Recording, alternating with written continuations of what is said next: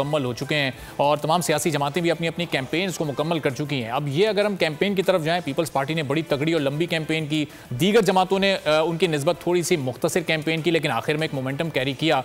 अब overall situation क्या आपको लग रही है इस ज़बरदस्त कैंपेन के बाद? कल क्या माहौल होगा? टर्न आउट इस बार पिछले इलेक्शन से ज़्यादा होने की तवक्को है?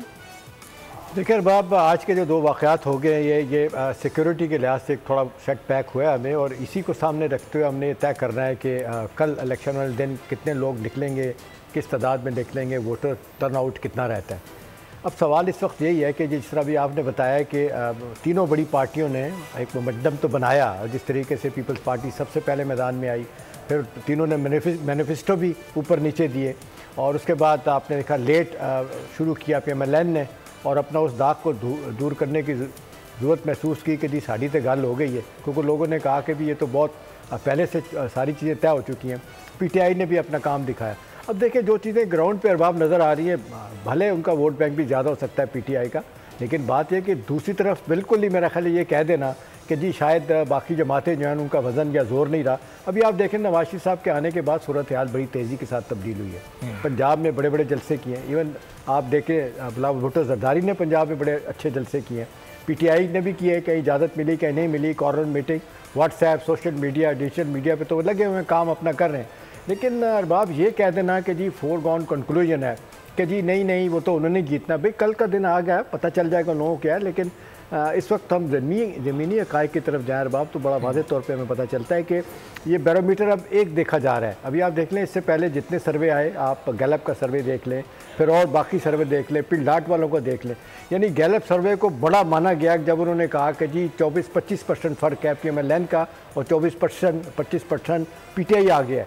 फिर उन्होंने आपने देखा 2 हफ्ते पहले उन्होंने कहा कि जी 2% गैप रह गया, यानी बड़ा करीब चले गए हैं PMLN। उसकी वजह यही बताएगी, एक तो वजह 9 मई की बताएगी, और दूसरी बड़ी वजह नवाज शरीफ साहब का खुद आना, और लोग बहुत सारे इंतज़ार कर रहे थे। आपको याद होगा जब PDM की गवर्नमेंट थी 16 माह की, लोग यही कहते थे कि यही अगर जमातें इंतखाबात में जाएंगी माइनस नवाज शरीफ तो हालात बुरे होंगे। और बिल्कुल बात सही है, नवाज साहब के आने के बाद एक मोमेंटम बना, कैंपेन में बहुत बड़ी जान आ गई है। तो लिहाजा मुझे ज़ाती तौर पे कुछ नहीं लगता, मैंने आप देख लें 70 से लेके अब ये 12वां इलेक्शन अरबाब ऑलमोस्ट मैंने सारे कवर किए हैं। देखें ये इलेक्शन वाले दिन की डायनामिक कुछ और होती है। एक हिकमत अली आपको चाहिए, आपको बंदे चाहिए, आपको मोटिवेशन करने वाले बंदे चाहिए, फिर ज़ात बरादरी का मसला है। और खाली पंजाब को देख लें, बैटिंग ग्राउंड पंजाब ने बनना है। 12.5 करोड़ का सूबा है। देखें दो पंजाब में ख़ास तौर पर आप देख लें, वहाँ पे दो बड़ी ज़ातें हैं, या कश्मीरी हैं या आरई हैं। जब से फॉर्मर गवर्नर पंजाब जो PTI से आ गए पीपल्स पार्टी में, आरई बरादरी, उनका बड़ा असर रसूख है, तो बिलावल भुट्टो को बड़ा फ़ायदा पहुँच सकता है। दूसरी है कश्मीरी बरादरी, वहाँ नवाज शरीफ साहब के लोग बहुत ज़्यादा हैं। अभी आप देख लें जिस अंदाज से सर्वे चल रहे हैं, कांटेदार मुकाबला होगा।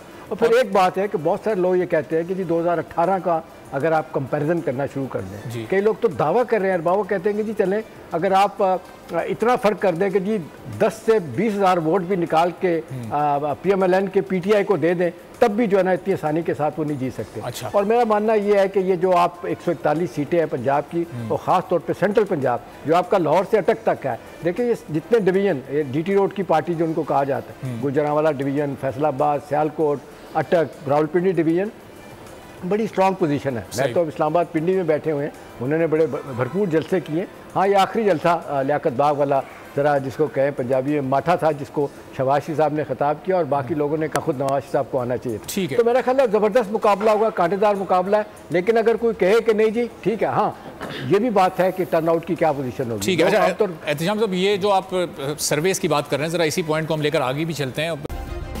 सब्सक्राइब करें और बेल दबाएं ताकि कोई खबर रह न जाए।